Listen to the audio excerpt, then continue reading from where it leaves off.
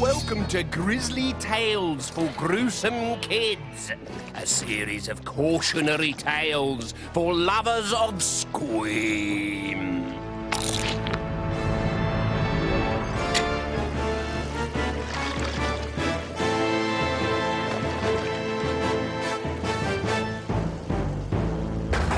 I call this tale Jamie's School Dinners. They say that school food was healthier in the old days when children ate brains, liver, heart and kidney.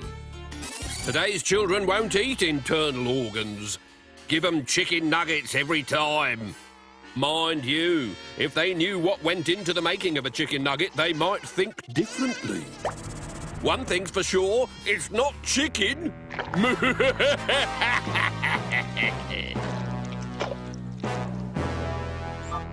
Jamie loved chicken nuggets, but then he did have a brain the size of 2 peanuts.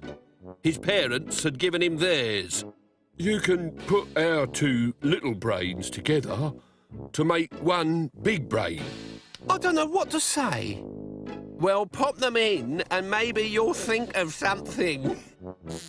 His parents had stopped using their brains the day they told Jamie that a cola and a cheeseburger was a balanced meal. Yum, yum, yum, yum, yum. You can hold one in each hand, see? And because they're the same weight, that is balanced. You could tightrope walk across Death Valley like that. Actually, a pound of lard would balance 2. Unless I went and ate it, because I would, because I love lard. Because all he ever ate at home was processed slops, Jamie grew used to the taste. And because he wouldn't eat anything he hadn't tasted before, all he ever ate was junk. And if it's true that you are what you eat, that meant Jamie was junk too, which is why nobody cried when he disappeared. I think I'd better explain. At school, Jamie never ate lunch.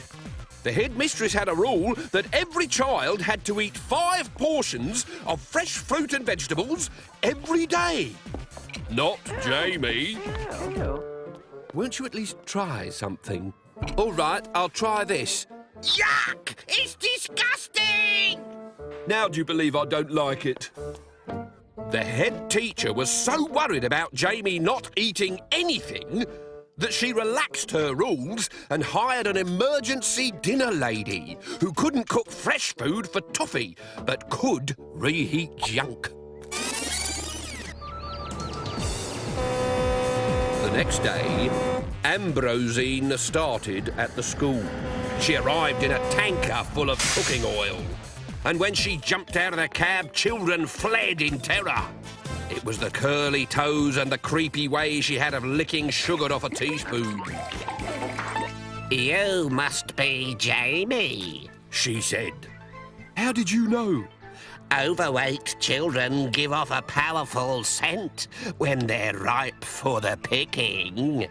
Are you the woman who's come to cook for me, I mean? Whoops. Slip of the tongue. Or was it? Now, take me to your larder. We must feed you up immediately. From that day on, Jamie grew fatter with every processed school dinner she produced. These are bacon drummers. Are they pig's legs? They were legs once. From a pig? Unlikely. But he still ate seconds.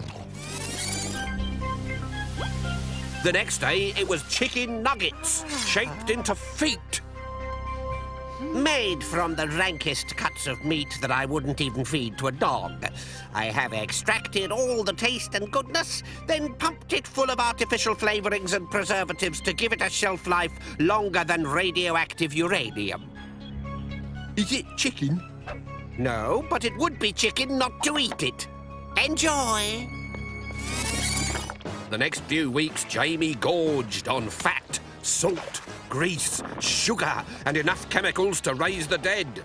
It didn't matter what Ambrosine put in his food, Jamie ate everything, so long as it wasn't fresh. So, when he found a radio receiver in his chocolate pizza, he didn't bat an eyelid. Down it went with everything else. But the junk food was taking its toll. Jamie was not only fat, but now he was spotty as well, and he couldn't concentrate in lessons either, especially when his teeth fell out. And he soon became lazy and forgetful. Hello, I'm, home? No, Jamie. Have you had a nice day? We were going out this morning, but we forgot where we were going, so we've just sat here instead. Quite nice. Oh, I'm exhausted. Oh, kids today, no stamina. That night, Jamie was so tired he went to bed early. Phew, it's way past my bedtime.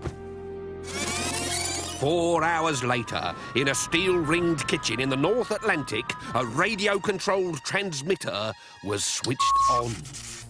And Jamie's stomach twitched. Then his legs swung out of bed and he started sleepwalking. Down the stairs, out of the house, and into the street. He didn't wake, not even on the night bus. Not even when he walked in front of a jumbo jet. Not even when the ferry left without him and he swam 2 miles to the island. Ambrosine's Island, where junk food kids were junked. When Jamie woke up, he was lying on a chopping board. Oh, I feel like I've been hit over the head. That'll be the monosodium glutamate. It can leave some children with a bit of a hangover. Where am I? On telly. This is a cookery program for the Witch and Warlock channel, so quieten down. Add plenty of salt and sugar. There we go.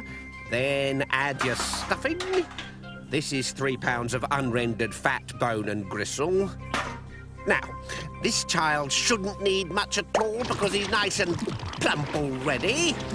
Tamp it all down, squeeze it in there and... Oh! There we go, the fat child explodes. Then all you have to do is scrape him off the wall and mould this gorgeous squidge into any shape that takes your fancy. This is a foot. Cover it in breadcrumbs and deep fry till burnt and inedible. Perfect chicken nuggets, fit for the school dinner table every time. High Priestess Ambrosine never went back to Jamie's school. She went in search of other children to eat her junk food. So beware of any new dinner lady who suddenly turns up at your school and offers you chicken nuggets. She may not be a lady at all. She may just be a witch shopping for ingredients.